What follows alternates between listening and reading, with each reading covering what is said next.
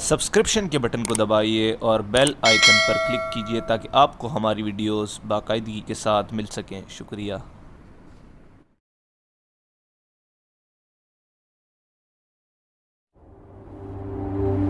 ہم نے بابل کے کنڈرات میں فارسیوں کو شکست دی ہے، لیکن مشکل یہ پیش آ گئی ہے کہ فارس کے بادشاہ نے اپنی ہاری ہوئی فوج کے لیے کمک بھیج دی ہے، مگر ہم کمک سے محروم ہیں۔ کیا تم یہ بھی نہیں کر سکتے کہ جو مجاہدین شہید ہو گئے ہیں ان کی کمی پوری کر دو؟ تمہارے دل اتنے پتھر کیوں ہو گئے ہیں کہ جو اللہ کی راہ میں کفر کے خاتمے کے لیے لڑتے ہوئے زخموں سے چلنی ہو کر بیکار ہو گئے ہیں، ان کی خالی جگہ پر نہیں کرتے؟ خدا کی قسم مسلمان کسی سے نہیں ڈرے۔ میں محاذ سے آیا ہوں، نفری کی کمی کی وجہ سے ہم قلعہ بند ہو گئے ہیں۔ ہم اپنے دفاع میں لڑ سکتے ہیں، قلعے سے باہر نکل کر پیش قدمی نہیں کر سکتے۔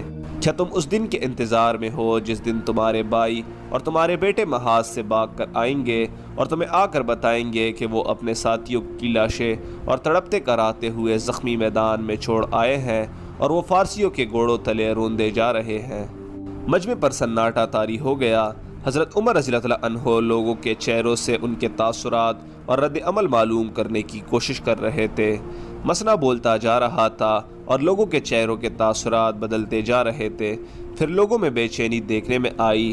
عمر رضی اللہ عنہ نے بانپ لیا کہ لوگوں میں جذبہ بیدار ہو رہا ہے اور انہوں نے مسئلہ کا اثر قبول کر لیا ہے۔ حضرت عمر رضی اللہ عنہ اٹھ کھڑے ہوئے، مسئلہ بیٹھ گیا۔ اے ایمان والو، حضرت عمر رضی اللہ عنہ نے کہا، کیا تم حجاز میں ہی قید ہو کے بیٹھ جانا چاہتے ہو؟ کیا وہ لوگ تم میں سے نہیں ہیں جو اپنے گھر بار کو چھوڑ کر کہاں سے کہاں جا پہنچے ہیں؟ وہ اس سرزمین پر پل جانے کو چلے گئے ہیں جس کا وعدہ اللہ نے اپنی کتاب میں کیا ہے کہ وہ تمہیں اس کا وارث بنائے گا۔ اللہ تمہارے دین کو بے دین لوگوں کے دلوں پر غالب کرے گا۔ اللہ اپنے دین کے پیروکاروں کو دوسری قوموں کی میراث عطا کرنے والا ہے۔ خدا کی قسم تم اللہ کے وعدوں سے بھاگ رہے ہو یا فارسیوں کی ہیبت تم پر طاری ہو گئی ہے؟ کیا تم میں اللہ کے معبود ہونے کی شہادت دینے والا کوئی نہیں رہا؟ کیا تم باطل سے ڈرتے ہو اس لیے حق کی تلوار کو بے نیام نہیں کرتے؟ لوگوں میں کسر پسر سنائی دینے لگی جو بلند ہوتے ہوتے اونچی آوازوں کی صورت اختیار کرنے لگی۔ یہ آوازیں ایک آواز میں سمٹ گئی۔ خدا کی قسم ہم نے رسول اللہ صلی اللہ علیہ وسلم کے دکھائے ہوئے راستے پر چل کر اللہ کے دین کو سربلند کیا اور اسے عرب کے سرحدوں سے باہر لے جا کر پھیلایا۔ وہ کون سی قوم تھی جس نے ہمیں للکارا اور ہم نے اسے نیچا نہیں دکھایا؟ رسول اللہ صلی اللہ علیہ وسلم ہم سے جدا ہو گئے تو ہم نے خلیفہ ابو بکر کی قیادت قبول کر لی اور ہر حال میں ان کے ساتھ رہے۔ اللہ نے ہماری مدد کی۔ ہم میں سے کسی پر کبھی یہ کیفیت طاری نہیں ہوئی تھی جو آج ہو گئی ہے۔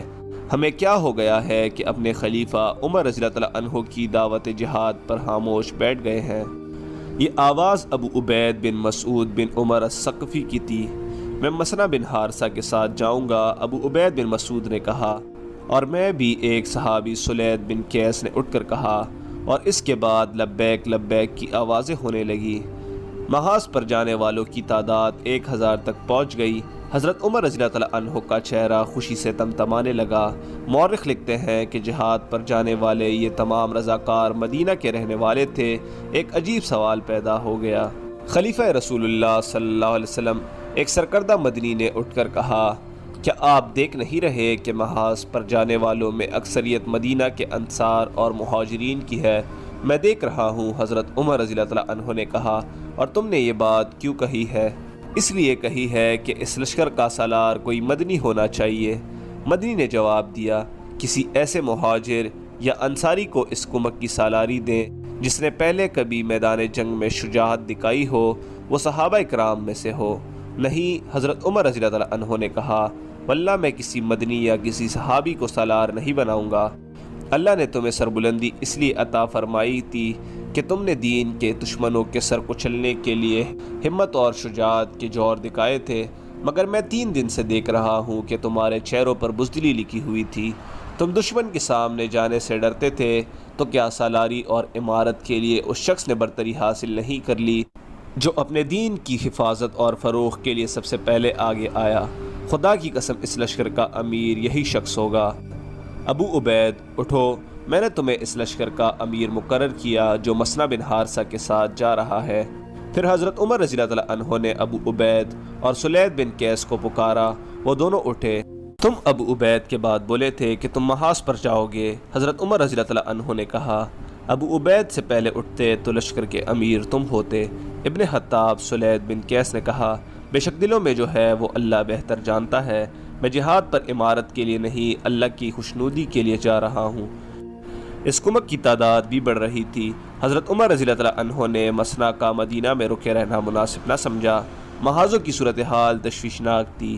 ابن حارثہ عمر رضی اللہ عنہ نے کہا تم ابھی عراق کو روانہ ہو جاؤ اور محاذ کو سنبھال لو، کمک 1-2 دن میں جنگ کی تیاریاں مکمل کر کے روانہ ہوگی۔ ایک ساتھ ایک لمحہ قیمتی ہے، یہی انتظار نہ کرو، اور ضروری احتیاط یہ ہے کہ جب تک یہ کمک نہ پہنچ جائے لڑائی سے گریز کرنا، کسی بھی طرف پیش قدمی کا خطرہ مول نہ لینا۔ مسنا بن حارثہ مسرور اور مطمئن محاذ کو روانہ ہو گیا۔ 2 دن بعد کمک بھی روانگی کے لیے تیار ہو گئی۔ کسی بھی تاریخ میں اس کی تعداد نہیں لکھی، یہ تعداد یقیناً 2000 کے قریب تھی۔ ابو عبید حضرت عمر رضی اللہ عنہ نے بوقت رخصت ابو عبید کو آخری ہدایات دی تمہیں محاذ پر رسول اللہ صلی اللہ علیہ وسلم کے کئی صحابہ کرام ملیں گے، وہ جو کہیں گے اس پر عمل کرنا۔ تم کمک کے اس لشکر کے امیر ہو، محاذ پر جا کر تم اس کے سالار ہوگے۔ کوئی کارروائی اور کوئی فیصلہ صحابہ کرام کے مشورے کے بغیر نہ کرنا، جلد بازی سے کام نہ لینا۔ تم بہت بڑی بادشاہی کے خلاف لڑنے جا رہے ہو، جنگ میں کامیابی حاصل کرنے کے لیے ہر صورتحال کو ٹھنڈے دل سے سوچنے کی اور ہر موقع سے فائدہ اٹھانے کی ضرورت ہوتی ہے۔ الوداع ابو عبید، اللہ تمہارے ساتھ ہے۔ حضرت عمر رضی اللہ عنہ کچھ دور تک اس لشکر کے ساتھ گئے۔ دور جا کر ابو عبید نے پیچھے دیکھا، مدینہ کے باہر اور مکانوں کی چھتوں پر مردوں اور عورتوں کے ہاتھ بلند ہو کر لہرا رہے تھے۔ کمک کا مسئلہ حل ہو گیا تو حضرت عمر رضی اللہ عنہ نے اپنے اس حکم پر توجہ مرکوز کر لی کہ ارتداد کے خلاف جہاد کے دوران جن مرتدین کو غلام بنایا گیا تھا انہیں آزاد کر دیا جائے۔ ان غلاموں کے آقا اس حکم پر ناخوش تھے، لیکن عمر رضی اللہ عنہ اپنے احکام منوانا جانتے تھے۔ انہوں نے اپنے انتظام کے تحت گھر گھر اپنا یہ حکم پہنچا دیا کہ غلاموں کو آزاد کر دیا جائے۔ لوگ غلاموں کو آزاد کرنے لگے۔ مدینہ کی چھوٹی سی ایک مضافاتی بستی میں اونٹوں اور گھوڑوں کا ایک تاجر رہتا تھا جس کا نام ابو زبیر تھا۔ دولت مند آدمی تھا، وہ تھا تو گھوڑوں کا سوداگر جو ادھر ادھر سے گھوڑے لا کر بیچتا تھا۔ وہ گھوڑوں کے دوسرے سوداگروں سے اس لحاظ سے مختلف تھا کہ وہ گھوڑوں کو جنگی تربیت بھی دیتا تھا۔ اس کے سودائے ہوئے گھوڑے میدان جنگ کے لیے کارآمد اور قابل اعتماد ثابت ہوتے تھے۔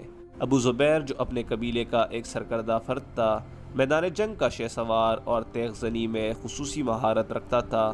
رسول اللہ صلی اللہ علیہ وسلم کے وصال کے بعد ارتداد کا فتنہ اٹھا تو خلیفہ اول ابو بکر رضی اللہ عنہ نے مرتدین کے خلاف جہاد کا اعلان کر دیا۔ ابو زبیر بھی اس جہاد میں شریک ہوا۔ اس وقت اس کی عمر 60 سال ہو چکی تھی۔ مجاہدین کے لشکر میں اسے کوئی عہدہ حاصل نہیں تھا، اس کی حیثیت سپاہی جیسی تھی۔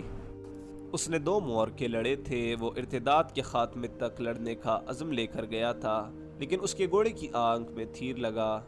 گھوڑا اتنا زور سے اچھل کر بھاگا کہ ابو زبیر گھوڑے سے گر پڑا۔ یہ گمسان کا معرکہ تھا۔ کسی اور گھوڑے کا پاؤں اس کے کولہوں پر پڑا اور وہ اٹھنے کے قابل نہ رہا۔ وہ بڑی مشکل سے اپنے آپ کو گھسیٹتا معرکے سے نکل گیا۔ اس کی مرہم پٹی تو ہو گئی، لیکن ٹانگ کے جوڑ میں ایسا نقص پیدا ہو گیا کہ وہ صرف چلنے کے قابل رہ گیا، اور وہ بھی آہستہ آہستہ۔ وہ مدینے کے قریب اپنے گاؤں میں واپس آ گیا۔ وہ خالی ہاتھ واپس نہیں آیا تھا۔ اس کے ساتھ مرتدین کی ایک ادھیڑ عمر عورت اور اس عورت کی بیٹی تھی جس کی عمر 17-18 سال تھی۔ اس کے قبیلے کے چند ایک آدمی اس کے ساتھ جہاد میں شریک تھے۔ ابو زبیر زخمی ہو گیا اور مدینہ کو واپس جانے لگا تو اس کے قبیلے کا ایک آدمی اس ادھیڑ عمر عورت اور اس کی نوجوان بیٹی کو ساتھ لیے اس کے پاس آیا۔ یہ مال غنیمت ہے ابو زبیر، اس آدمی نے کہا، اس کے اہل تم ہی ہو، یہ ماں بیٹی لونڈیا ہے، ہم انہیں کیا کریں گے؟ یہ تم جیسے خوشحال سوداگر کے گھر میں اچھی لگتی ہیں۔ ابو زبیر کا زخم ٹھیک ہو گیا اور وہ کام کاج کے قابل ہو گیا، لیکن میدان جنگ کا قابل نہ ہو سکا۔ اب وہ آہستہ آہستہ چلتا تھا۔ اس کی 3 بیویاں تھیں جس سے اس کے ساتھ بیٹے تھے۔ سب سے بڑے بیٹے کی عمر 23 سال کے قریب تھی، باقی بیٹے جوان اور نوجوان تھے۔ اس نے سب بیٹوں کو اپنے پاس بلایا۔ میرے بیٹو، اس نے کہا، میں مرتدین کے خلاف لڑنے گیا تھا کہ یہ میرا فرض تھا، اور میں یہ لونڈیاں اپنے پاس لایا ہوں کہ یہ میرا حق ہے، لیکن ان پر میرا اور تمہارا ایسا کوئی حق نہیں کہ ہم میں سے کوئی بھی انہیں بغیر نکاح کے بیویاں بنا لے، اور میں تم میں سے کسی کو اس نوجوان لونڈی کے ساتھ نکاح کرنے کی اجازت نہیں دوں گا۔ یہ گھر کا کام کاج کریں گی، لیکن ان سے اتنا ہی کام لیا جائے گا جتنا یہ کر سکتی ہیں۔ ابو زبیر نے اس لونڈی سے صرف ایک بار کہا تھا کہ وہ اسلام قبول کر لے تو ماں کی شادی اس کے عمر کے کسی مسلمان کے ساتھ کرا دی جائے گی، اور اس کی بیٹی کو وہ اپنی بہو بنا لے گا۔ اب تک کے لیے اتنا ہی، اگلی ملاقات تک کے لیے ہمارا اور آپ کا اللہ نگہبان۔